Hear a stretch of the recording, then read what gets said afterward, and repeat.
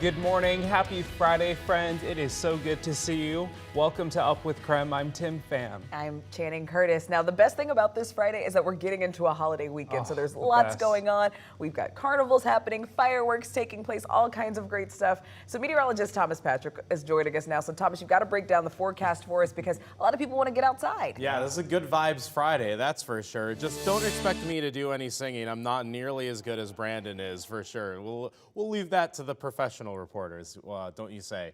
But yeah, weather-wise, going to be great. Summer-like weekend where temperatures will likely be in the 90s for most of these days. But remember, the humidity isn't all that high here, so we get to actually enjoy summer weather. And this morning, very much mild out there, very comfortable. Temps in the 60s. It's at 60 in Coeur d'Alene, 63 in Spokane, 56 in Pullman right now, and a little bit warmer for most of central Washington. But there's your hour-by-hour forecast. Sunny, sunny, sunny, and then some, as those temperatures will easily climb into the 90s. So you got to cover over some of those smaller details. And in this case, for this weekend, tomorrow will be a fairly breezy day, but dry and breezy means that the fire danger will be high across central Washington, and fire weather watches are in effect for Saturday afternoon. Happening right now this morning, level 2 and 1 evacuation orders remain in place for a wildfire burning in Stevens County. So level 2 means that you need to get ready to leave if you live in this area of Arden Butte Road. We do know that a Red Cross shelter is open at Colville Junior High School right now. Now, the Moran Creek Fire is burning about 8 miles south of Colville near Arden.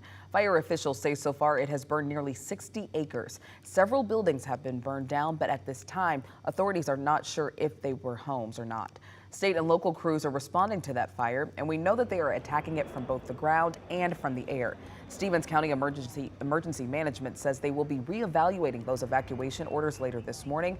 We'll continue bringing you the latest updates this morning on Up with KREM, as well as on our website at krem.com. Right now, we are continuing to follow the Supreme Court as we head into the final hours of this term. KREM 2's Nicole Hernandez is live at the Spokane Federal Courthouse this morning. Nicole, tell us a little bit more about what the justices are ruling on today and when we can expect that decision to come down. Good morning. Good morning, Tim Channing. So the Supreme Court is handing down their final 4 decisions of this specific session today at 7 o'clock this morning. That's in just 1 hour.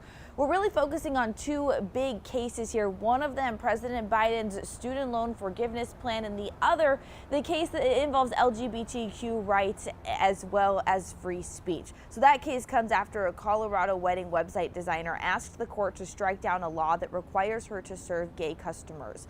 The designer says it goes against her religious beliefs and says the law infringes on her First Amendment right to free speech. The court will also decide whether President Joe Biden's $400 billion plan to forgive student loan debt can move forward. That decision will impact 40 million people who have student debt. 6 Republican-led states challenged the original plan, saying the administration overstepped. And again, we are expecting these decisions to come down in the next hour at about 7 o'clock this morning. As soon as we get those decisions, we'll be sure to read through the opinions and let you know what information we have. In Spokane, Nicole Hernandez, KREM 2 News.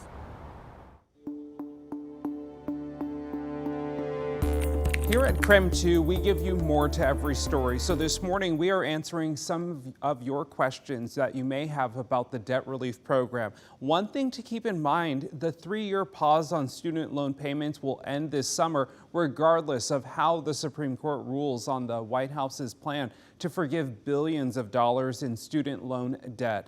If the court does decide to approve the program, you might be wondering who will get money back.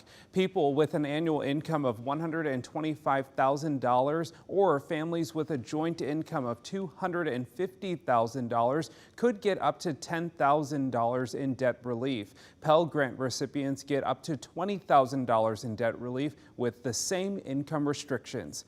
Applications for this opened last year, and it was shut down because of legal challenges from several federal courts. The White House says more than 26 million Americans submitted applications. 16 million of them were approved before the lower courts paused the program.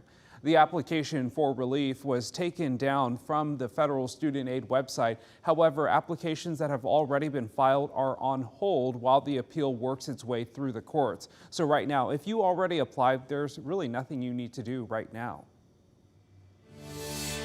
Well, tomorrow, of course, is July 1st, meaning several new laws are going into effect across Washington and Idaho. So let's take a look at Washington state. The biggest new law is the new drug possession one. In May, the state legislature went into special session to pass a new drug possession bill after they did not pass one during the regular session.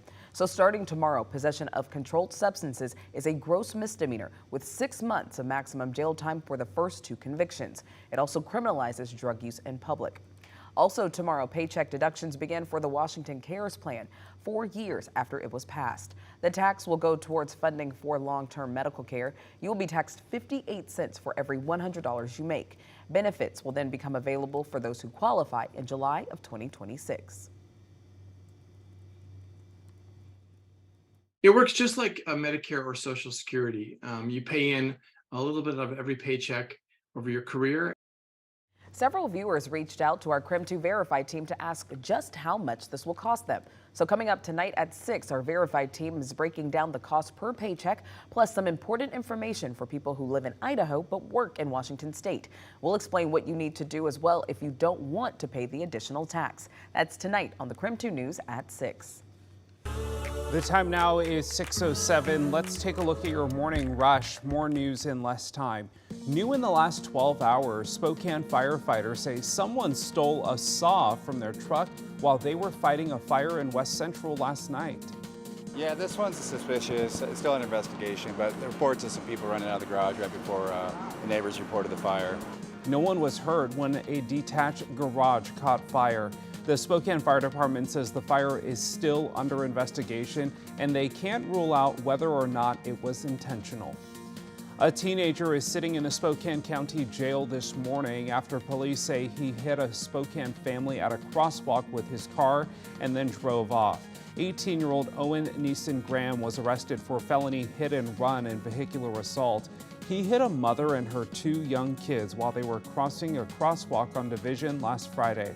Police are still looking for the car described as a 2005 Dodge Magnum minivan with a license plate, Washington license plate. Call Crime Check if you know where it is. Well, new details right now. More than 100 geese were removed from Sandpoint's City Beach and euthanized last week. In a statement from the city of Sandpoint, they say the growing geese population has been a problem for more than 20 years. Last Friday, USDA Wildlife Services gathered and euthanized 170 geese using CO2 gas. The mayor said the park is for the public and not a wildlife sanctuary. New details this morning. A second Fairchild Airman has been sentenced for stealing ammunition from the Air Force Base. Court documents show Sean Robson was sentenced to 18 months of supervised release and will face a $4,000 fine.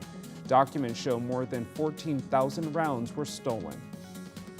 This morning, the Coeur d'Alene School District has a new budget. The school board unanimously approved the new $131 million budget during a meeting on Monday.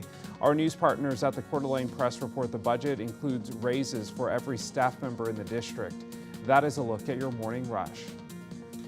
6:09 and weather-wise, no threat for any kind of rain or storms as we settle into a very dry and very hot forecast moving forward. Small little disturbance moving through British Columbia and Alberta from yesterday and this morning did not make any impact on the inland Northwest, so we remain in that sunny sky slot for the Pacific Northwest for today, and those temperatures continue to climb. I think today will be one of our hotter days, and at 91, that would match our hottest day of the year so far. We did hit 91 earlier this month, and we'll see a lot more days in the low 90s from here on out, including on Saturday, though Saturday a bit of a breezy day for the inland Northwest.